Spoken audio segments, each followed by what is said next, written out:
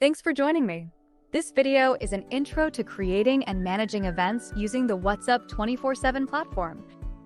Once logged in, click on the Events tab from your organization's dashboard. Get started by clicking Create Event. First, let's give this event a title.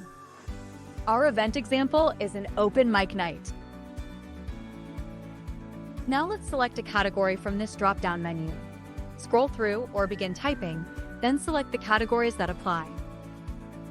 In this next section, you have some options like paid event, require RSVP, or private event. We'll cover RSVP and private events in another video. But for today's example, I'm going to select paid event. You will notice, once paid event is selected, a box appears where I can enter information about the fee.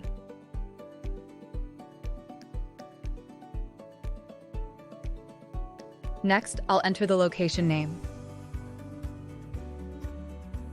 Notice, the address fields auto-populate with your organization address, but you can change it if needed. Next, I'm going to scroll to this event date and time section. Before entering a date, tell us if this event will repeat or not. We'll dive into repeating events in another video. But for today's example, I'm selecting No. When I made a selection, a box appeared for me to enter a date.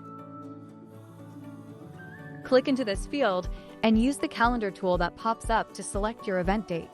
Click OK to confirm. Finally, we can enter our start time. End time auto-populates to an hour after start, but that can be changed. You can also deselect set end time if needed. This next section, event contact information, is not required. But it is best practice to fill these fields out if you are able.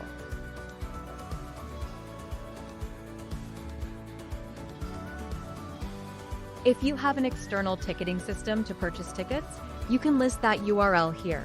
For my example, this field is left blank. Now I'm going to move to this event content section, starting with the brief and detailed descriptions. This brief description has a character limit of 250, so keep it short and sweet. This is a summary of your event that will show up in the list view of events, like this. Moving on to this detailed description field. This is the description that shows up on your event detail page, so use this area to tell your patrons everything that hasn't already been covered in the fields above. I've pasted some text in here for our example. Note the text formatting tools in this row at the top: text heading options, bold text, bullets, hyperlink, and a clear formatting option. Let's take a look at some of this in action. Taking time to format this section goes a long way in making your event listing look as professional as possible.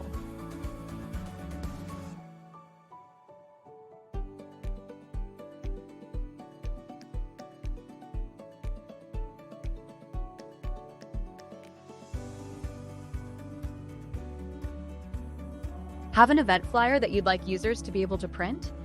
You can add that here. Click into the field and follow the prompts to upload your flyer.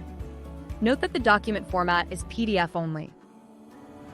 Now let's talk about adding an event listing image. The photo you upload here will show up in Tile View event lists, as well as on your event detail page. Before we upload an image, take a look at these requirements. JPEG and PNG file formats only, a maximum file size of 4 megabytes, and a recommended resolution of 2000 pixels by 1333 pixels. Click to upload an image. Then follow the prompts to navigate to the image on your device.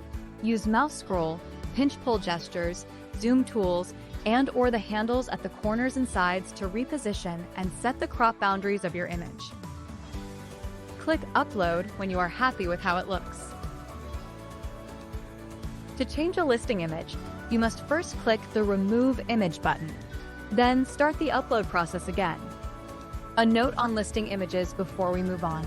If you feel you must use an image with text, keep it very minimal and positioned in the center, since this image will be auto-cropped in some views on our platform. Finally, if you do not have a listing image to upload, a default abstract graphic will be used in its place. Now for the last field on our Create an Event page, if your event has a sponsor, you add them here. Please note that only organizations using our platform can be listed as a sponsor. Begin typing and select any organizations that should be listed as sponsors of your event.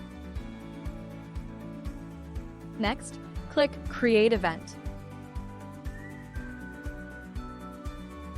We are back to our main events page. Take a look at the Actions drop-down to the right of the event we created. I'm going to click Preview to see what the detail page looks like.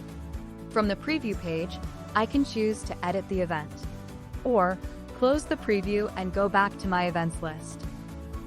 Also, from this Actions menu, you could click View Event, which will take you to a unique URL of your event's detail page on the WhatsApp 24/7 platform. Other important functions found in this menu are Edit Event, Copy, and Delete Event. For some, this event page will fill up with many upcoming events. If you are searching for a specific event, be sure to check out the pagination tools at the bottom. You can also click this filter button to search by event title, keyword, and date.